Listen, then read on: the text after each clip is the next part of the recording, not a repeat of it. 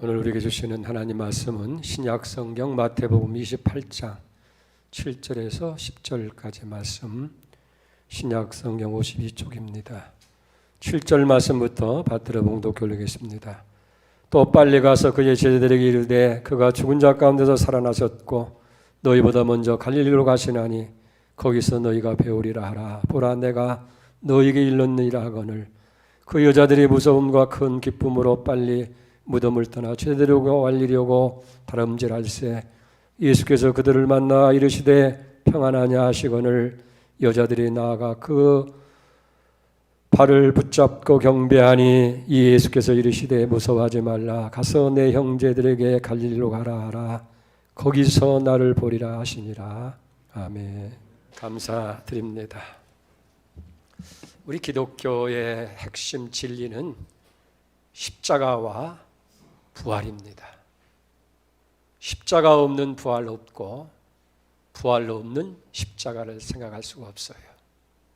여러분, 그런데 십자가가 더 중요합니까? 부활이 더 중요합니까? 다 중요하죠. 근데 그런 말이 있어요. 십자가는 40이고 부활은 1이다. 왜 그런 말이 생겼느냐고 하면 40일 동안은 열심히 십자가를 생각하는 거예요. 우리가 사순절이 되어지면 십자가를 생각하고 십자가 설교를 듣고 십자가를 묵상하고 고난 중에는 더 깊이 십자가를 우리가 생각합니다. 그러다가 부활절이 되어지면 부활절 하루 부활의 기쁨을 우리가 나누고 그 감격을 갖고 그렇게 끝나는 거예요. 그래서 십자가는 40일이고 부활은 하루 40대 1. 문제가 있는 거 아니겠어요? 사실은 십자가보다도 부활이 더 중요한 거예요. 부활이 있음으로 인해서 십자가가 의미가 있게 되는 것이고, 이제 우리가 십자가 후에 부활의 주님이 우리와 함께 계신 거예요. 영원히. 그래서 그리스도인들의 삶은 부활의 생명, 부활의 능력, 부활의 주님과 더불어서 살아가는 거예요. 그렇기 때문에 십자가와 부활이 40대 1이 아니라 40대 365일 우리는 날마다 부활의 감격, 부활의 기쁨, 부활의 생명, 부활의 능력을 우리가 체험하고 그 부활 속에서 살아가야 되어질 줄로 믿습니다. 그저 부활절 한 번 부활절 예배를 끝나고 부활을 잊어버린 것이 아니라 부활의 생명으로 우리가 살아가는 그리스도인들, 이게 우리가 늘 지향해야 한 삶의 모습인 줄로 그렇게 믿습니다. 어느 주부가 쓴 삶의 고백의 내용으로 한 글이 있습니다. 그 여자의 남편은 남의 신발을 닦아주는 구두 닦기 업을 하고 있게 되는 거예요. 그러다 보니까 그의 손과 얼굴은 늘 시커먼 구두약으로 더럽혀져 있는 거예요. 이 부인은 어렸을 때 꿈이 대통령의 부인, 영부인이 되는 것이 꿈이었다는 거예요. 근데 지금은 구두 닦기 하는 사나이의 아내로 살아가고 있는 거예요. 처음에는 서로 만나서 사랑하고 뜨거운 감정을 가지고 좋아서 결혼했는데 어느 날부턴가는 남편이 못나 보이기 시작하는 거예요. 남편과 결혼한 것이 후회스럽게 생각되는 거예요. 내가 미쳤지?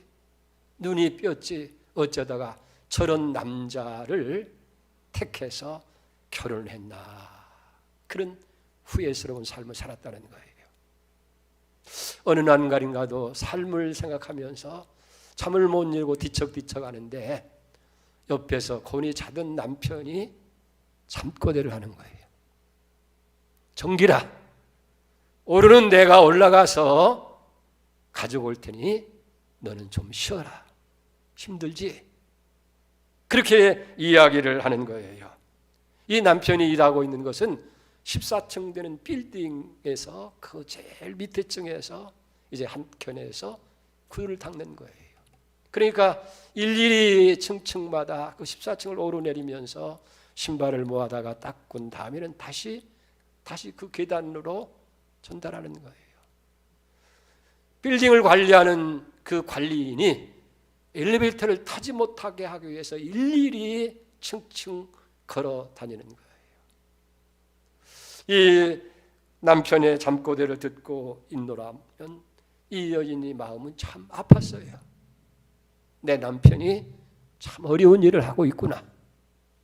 그러면서도 성실하게 열심히 일하고 있다 하는 것을 느끼게 됐다는 거예요.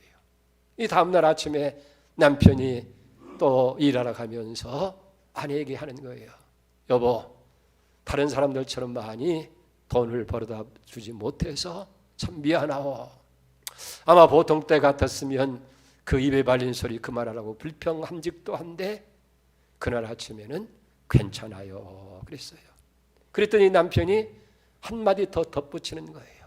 여보, 나는 내가 가야 할 곳을 가는 거야. 그렇게 얘기해요. 예, 알았어요. 가서 일 잘하고 오세요. 그날부터 이 부인의 마음은 달라졌다는 거예요. 힘든 일이지만 열심히 살아가는 남편, 그리고 자라나는 자식들을 위해서 내가 좀 더 좋은 아내가 되고 좋은 주부가 되어야 되겠다. 그렇게 결심을 하게 됐다 하는 거예요. 이 여인의 남편은 참으로 어려운 일을 하는 거예요. 남들이 꺼려하고 싫어하는 그런 일들을 하고 있는 건 사실입니다.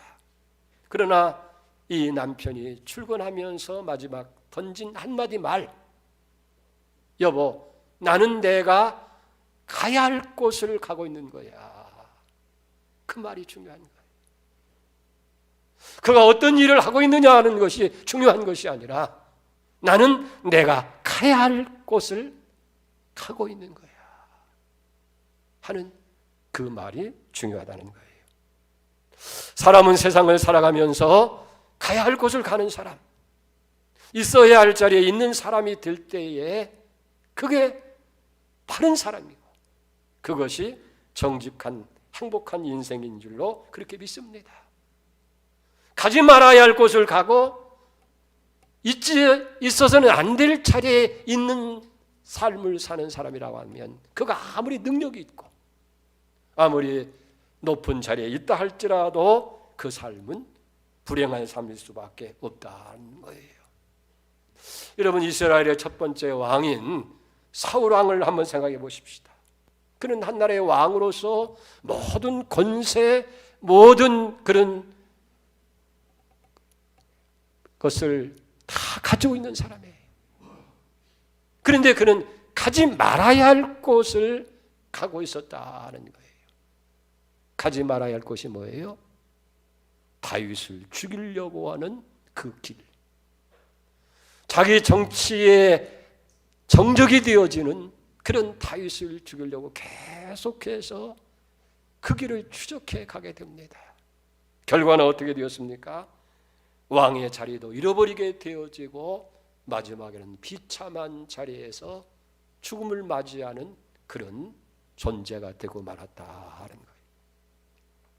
우리가 구약의 사사기를 보면 삼손이라고 하는 사람이 등장을 합니다. 그는 태어날 때부터 하나님의 나신인으로 태어납니다. 그리고 남다른 힘과 능력을 하나님께로부터 받은 사람이었어요. 존귀한 사람입니다. 그런데 삼손이 가지 말아야 할 곳, 기생의 집을 가게 되어지고 그 기생의 집에서 드릴라라고 하는 여인을 만나서 그의 유혹을 따라가다 보니까 하나님께서 주신 힘을 잃어버립니다. 결국은 블레셋 사람의 포로가 되어서 두 눈을 뽑히게 되어지고 맷돌이라 돌리는 초롱거리 인생으로 전락하게 되었고 마지막에는 비참한 치우를 맞이한 거예요. 사울이나 여기 삼손이라고 하는 사람은 가지 말아야 할 곳, 있어서는 안 될 자리에 있다가 그런 비참한 인생이 되고 말았다는 거예요. 사도행전 16장에 보게 되어지면 사도 바울이 복음을 전하기 위해서 드로아 지방으로 내려가게 되는데 밤에 환상을 보게 됩니다. 마게도냐 사람이 와서 자기들을 도와달라고 그렇게 손짓을 하게 되는 거예요. 원래 이 사도 바울은 아시아로 복음을 전하는 선교 계획을 세우고 지금 가고 있는데 환상을 통해서 마게도냐 사람을 통해서 이제 마게도냐로 와서 복음을 전하라는 거예요. 도와달라는 거예요. 만약에 바울이 자기가 계획한 대로 아시아로 갔다고 한다면 아마 바울의 세계 선교의 문은 열리지 않았을 거예요. 그러나 이 바울은 성령의 인도하시는 대로 그 환상을 따라서 마게도냐를 향해 갔을 때에 거기 빌립보 교회가 세워지게 되고 세계 선교의 문이 활짝 열리게 되어진 줄로 믿습니다. 우리가 늘 좋아하고 묵상하는 성경 구절이 있죠.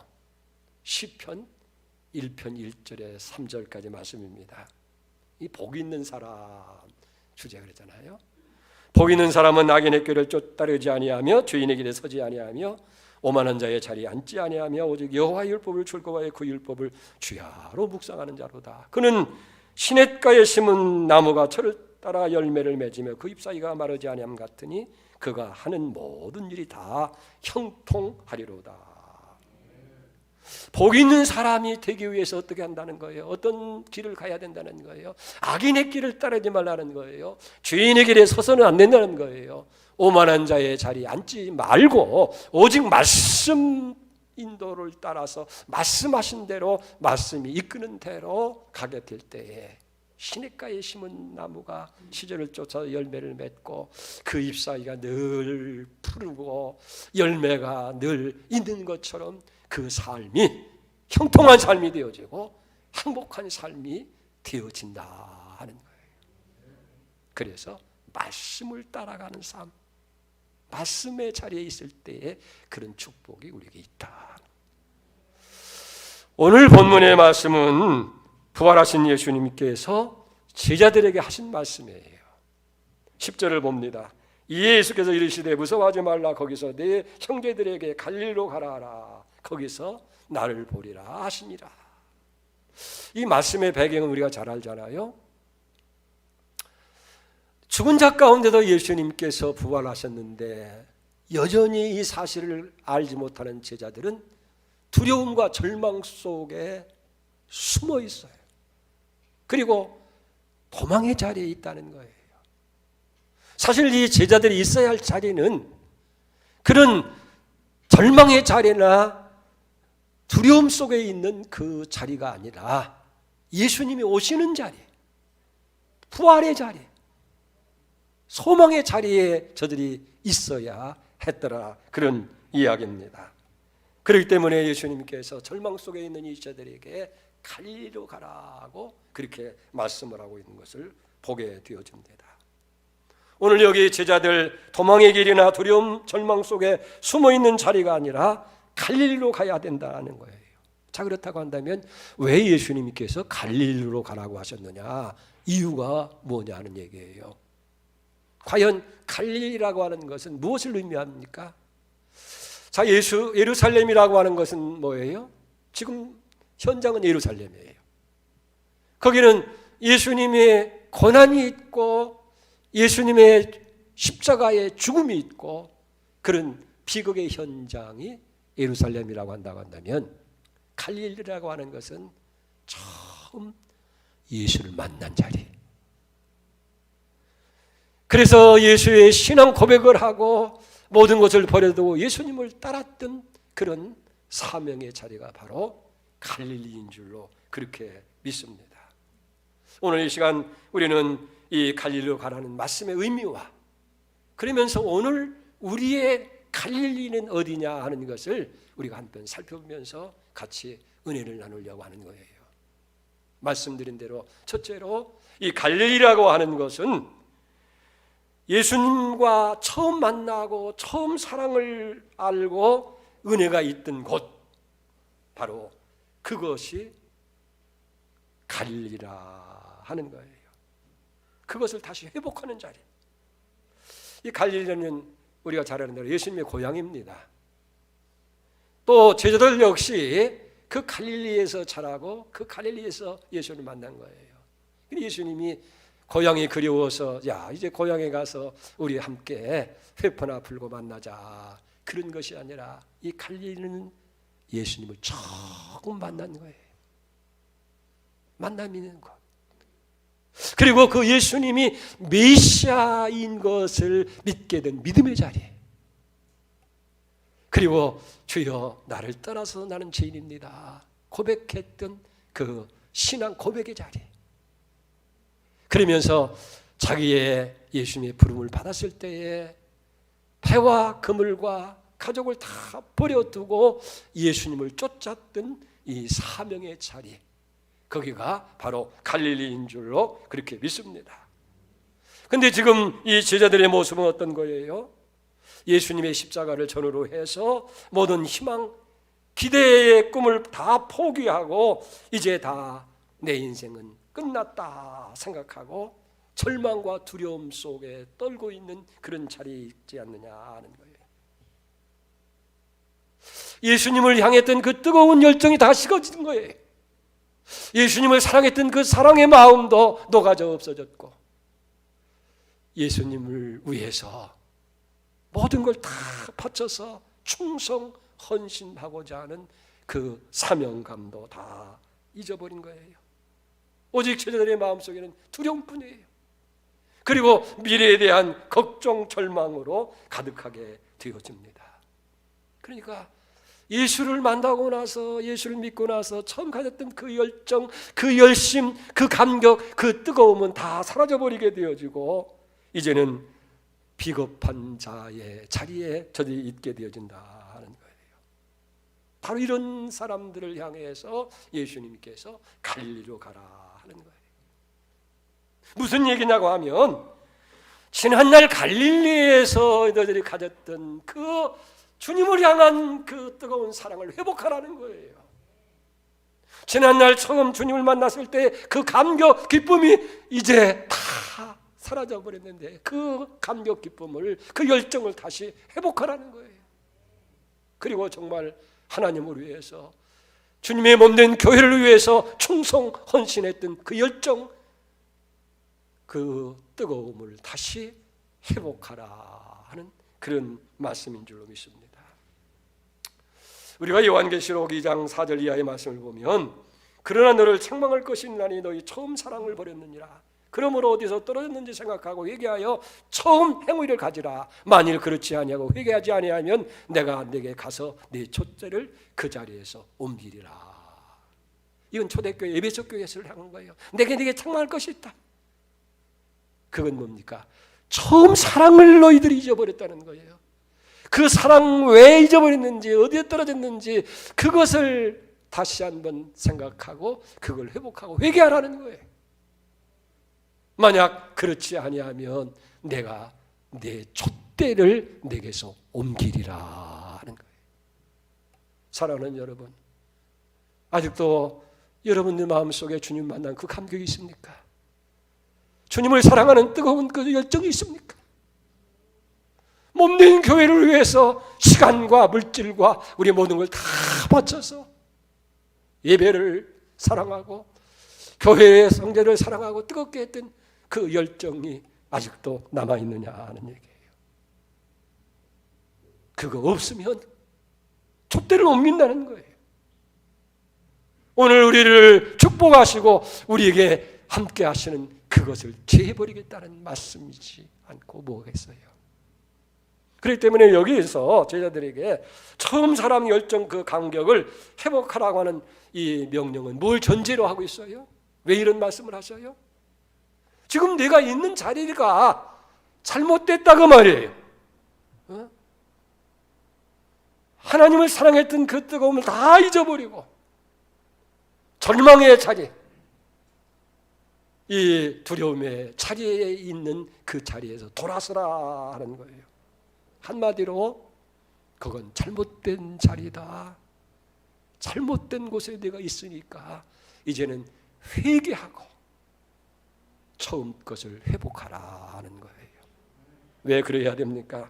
역대하 7장 14절에 보면 내 이름을 일컫는 내 백성이 그들의 악한 길을 떠나 스스로 낮추고 기도하여 내 얼굴을 찾으면 내가 하늘에서 듣고 그 죄를 사하고 그들의 땅을 고치리라. 여러분, 하나님은요, 우리가 하나님 앞에 나가서 우리의 잘못을 뉘우치고 회개하면 하나님이 다 들으신다는 거예요. 그리고 그 모든 잘못을 다 용서해 주시고 그 죄로 인해서 망가지고 깨어지고 잃어버렸던 걸 다 다시 회복시키고 고쳐주시어서 하나님의 은혜 안에 두시게 하시겠다 하는 거예요. 그렇기 때문에 갈릴리로 가라고 하는 것은 내가 지금 서 있는 자리가 잘못됐으니 이제는 돌이켜 회개하고 지난날 모든 주셨던 것들을 다시 회복하는 그런 자리에 서라고 하는 말씀이에요. 우리가 요한복음 21장에 보면 부활하신 주님께서 이제 이 제자들을 찾아가는 장면이 나옵니다. 예수님은 부활하셨지만은 예수님이 십자가에 못 박히니까 제자들이 다 절망하면서 대표적인 베드로가 뭐라고 그래요? 나는 물고기나 잡으러 가야 되겠다. 이제는 예수님은 십자가에 못 박혀 죽었고 우리는 더 이상 기대할 거 없으니 옛날 그 바다에 가서 고기나 잡아야 되겠다. 그러니까 디두모 도마를 비롯한 다른 7 제자들이 함께 갑니다. 그리고 이 디베랴 바다에 가서 밤새도록 그물을 던졌는데 이상하게도 한 마리의 고기가 없는 거예요.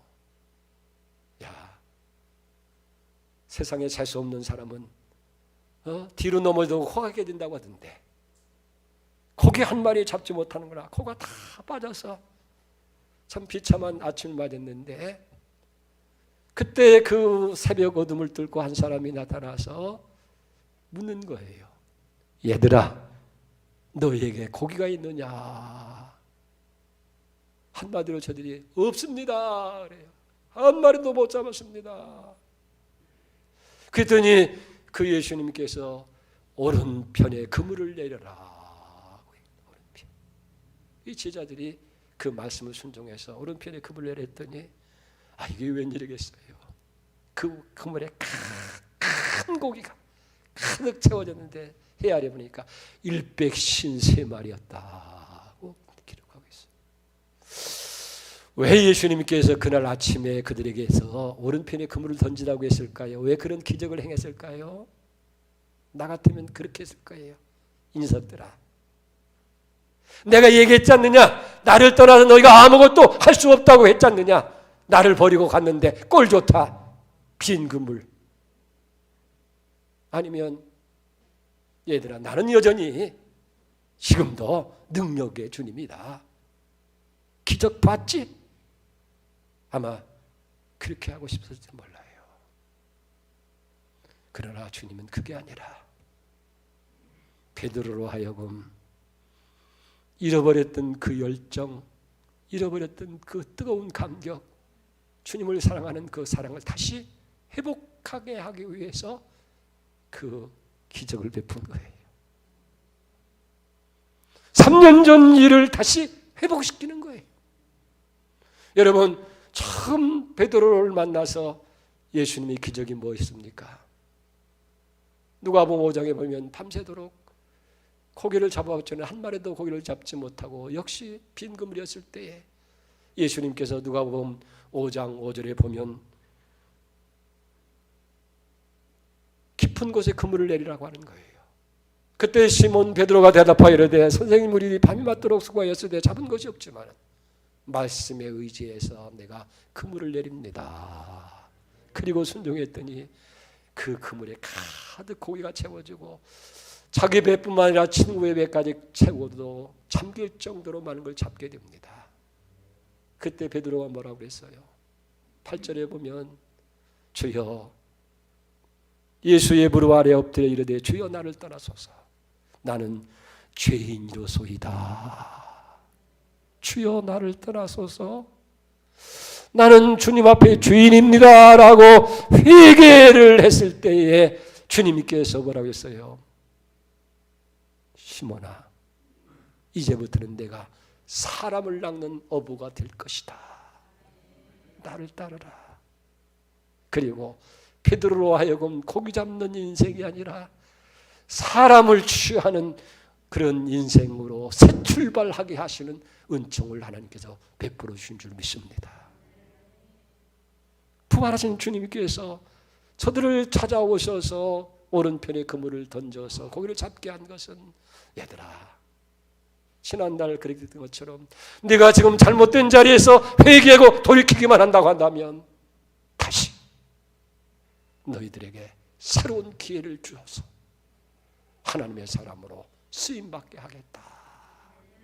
사랑하는 여러분, 여기 이 제자들이 자기들의 잘못된 것을 이제 회복하게 되어지고 잃어버렸던 것을 다 다시 얻게 되어지는 비결이 어디 있어요? 지금 내가 있는 이 자리가 잘못된 자리라는 것을 깨닫고 하나님 앞에 회개하게 되어질 때에 하나님께서는 다시금 제2의 출발, 제3의 출발을 하게 하는 줄 믿습니다.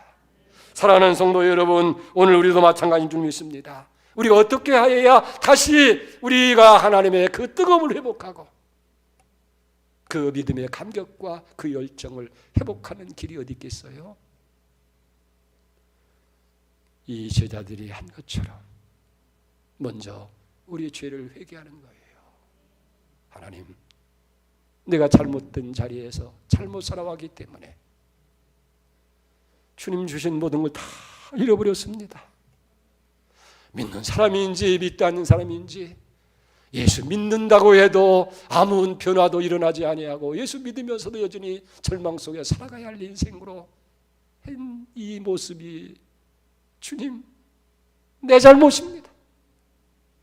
주여 용서하여 주시옵소서. 우리가 회개해야 될 줄 믿습니다. 그리고 그 잘못된 길에 돌아서는 거예요. 그리고 처음 가졌던 그 열심, 그 사랑, 그 믿음, 그 충성을 회복하는 데 있는 줄로 그렇게 믿습니다. 사랑하는 성도 여러분, 우리가 가야 할 길은 갈릴리라고 하는 사실이 분명해졌어요.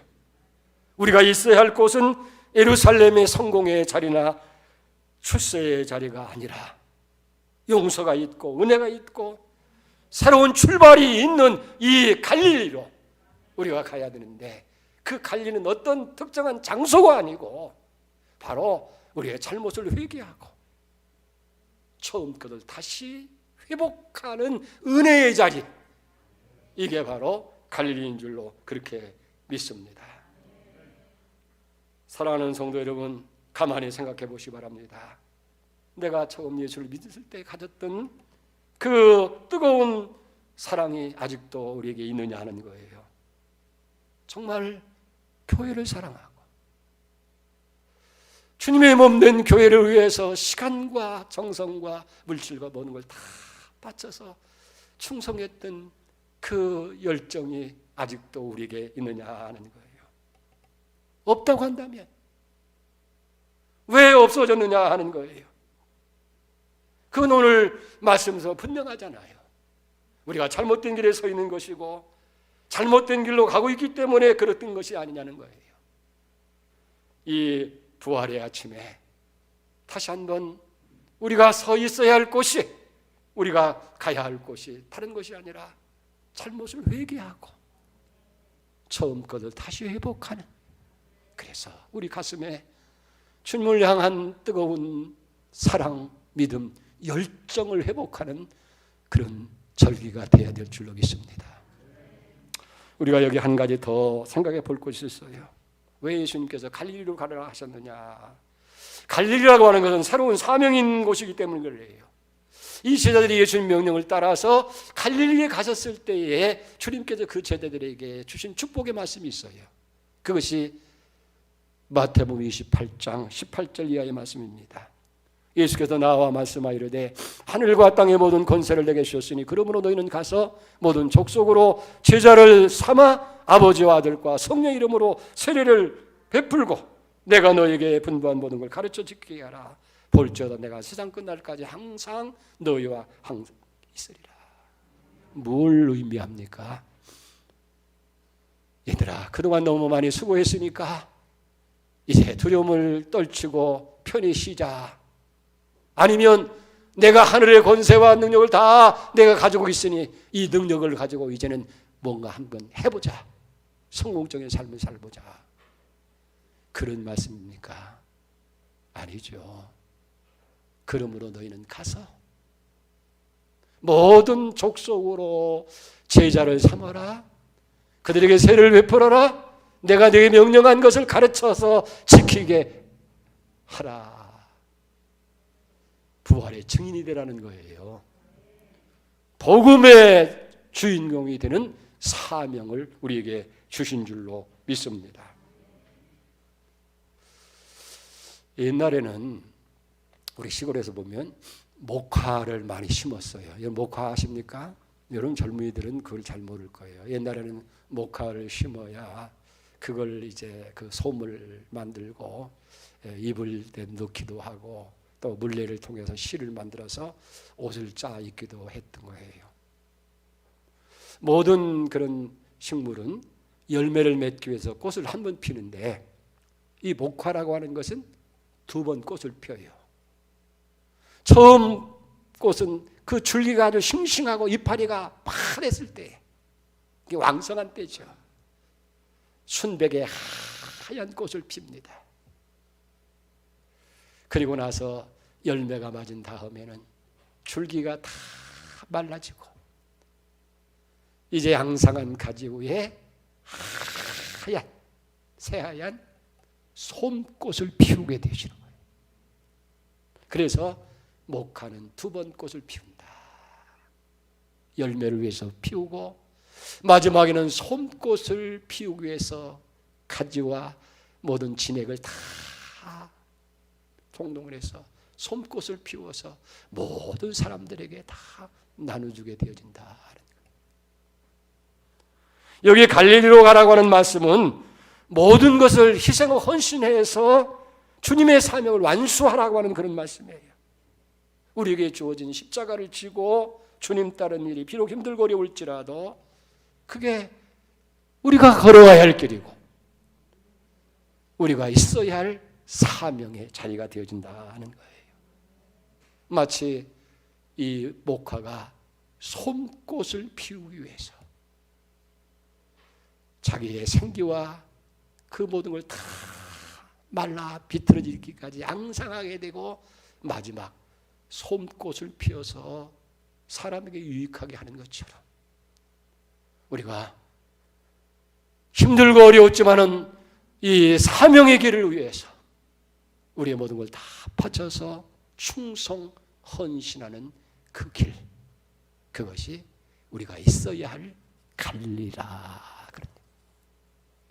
우리 서해안 최북단에 백령도라고 하는 섬이 있는데 그 사령부 앞에 작은 목욕탕을 운영하면서 백령도 작은 교회를 지키는 해병대 장교 출신의 성도 한 분이 있습니다. 그가 그 섬에서 근무할 때 느낀 것이 있었어요. 그 백령도 교회에 교인들의 구성원들이 전부 다 부대원들이 되다 보니까 군인들이 되다 보니까 모두가 나그네처럼 잠시 머물다가 제대해서 가고 다른 지로 이동해서 가고 그러다 보니까 늘 주인의식이 없이 나그네로 교회를 섬기더라는 거예요. 그때 그는 결심합니다.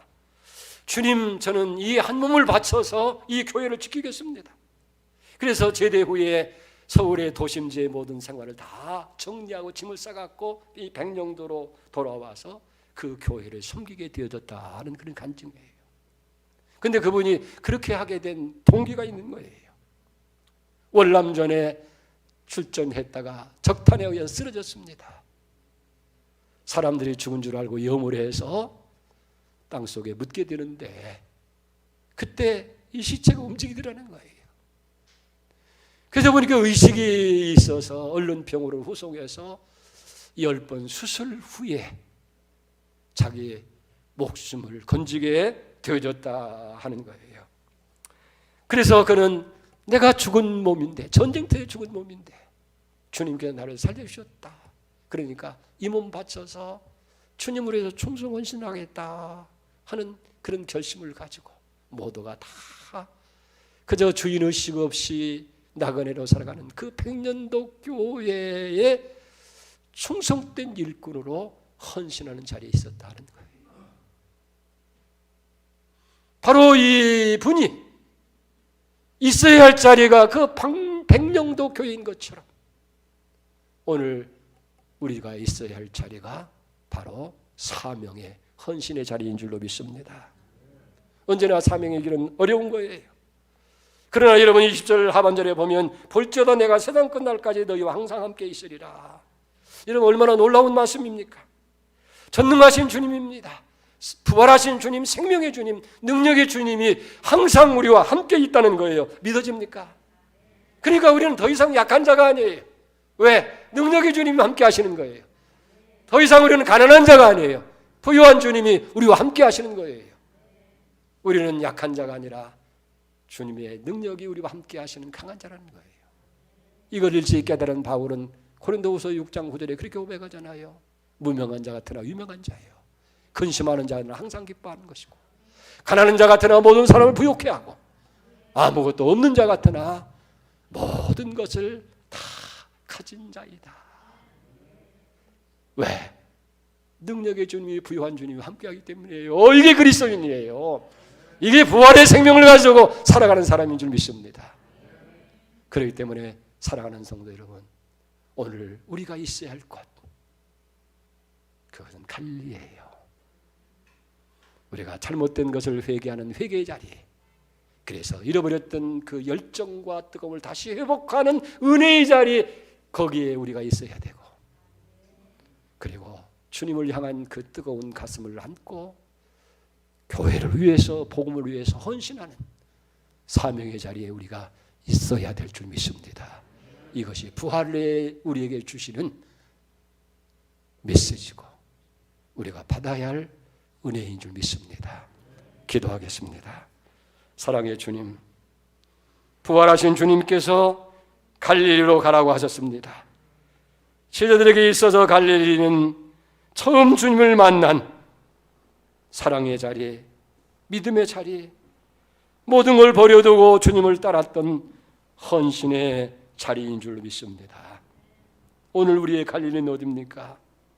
우리에게도 처음 주님 만났던 그 감격이 있고 기쁨이 있고 그 열정이 있고 뜨거움이 있었던 아버지, 그러나 오늘 우리의 현실은 싸늘한 가슴, 식어진 믿음, 아무런 감동도 없고 열정도 없는 그런 자리 아닙니까? 회개하게 하시었고 다시 한번 처음에 그 열정과 그 뜨거움과 헌신을 회복하게 하여 주시옵소서. 그럴 때 주님께서 세상 끝날까지 내가 항상 너와 함께 있어서 무명한 자 같으나 유명한 자가 되고 근심하는 자 같으나 항상 기뻐하고 가난한 자 같으나 모든 사람을 부유하게 하고 없는 자 같으나 모든 걸 가진 자가 되는, 그래서 부활의 증인으로 살아가게 하는 은혜를 줄 줄 믿습니다. 이 계절에 이 은혜가 있게 하여 주옵소서. 예수님의 이름으로 기도를 올리옵나이다. 아멘.